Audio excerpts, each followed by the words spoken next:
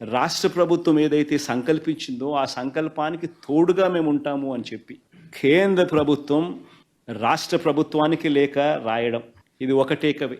This is between central government and state government. రెండో takeaway, ₹2.49, ₹2.49 per unit. This is the cheapest power in the history of Andhra Pradesh. History of Andhra Pradesh లో ఇది cheapest power.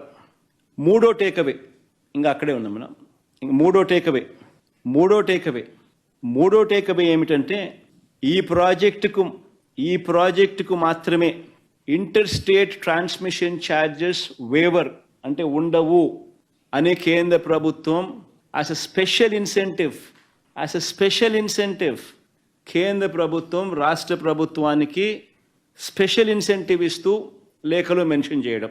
నేను ఇవాళ మిమ్మల్ని అందరినీ కూడా అడుగుతా ఉన్నా, సంపద సృష్టి అంటే ఏమిటి అని.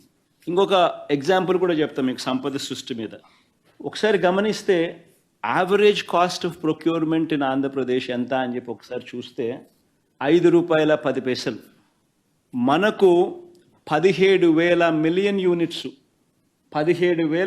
యూనిట్స్, మనకు ₹2.49 మనకు కేంద్ర ప్రభుత్వం ఇవ్వడానికి ముందుకు వచ్చింది. అంటే ₹5.10 నుంచి ₹2.49 అంటే ₹2.60 పర్ యూనిట్ సేవింగ్. ఉజ్జాయింపుగా చెప్తాను, ₹2.61 కరెక్ట్గా చెప్పాలంటే ₹2.61 ఆర్ 60 ఇంటూ 17,000 మిలియన్ యూనిట్స్, మనకు వాళ్ళు సప్లై చేస్తామన్నది. సంవత్సరానికి ₹4,400 కోట్ల. 25 సంవత్సరాలు సప్లై చేస్తామన్నారు అంటే 1,00,000 కోట్లు, 1,00,000 చిల్లర కోట్లు. సంపద సృష్టి కాదా అని అడుగుతా ఉన్నా. నేను ఆలోచన చేయమని అడుగుతా ఉన్నా. నేను ఇంకొకటి కూడా చెప్తా ఉన్నా, మిమ్మల్ని అందరినీ కూడా అడుగుతా ఉన్నా.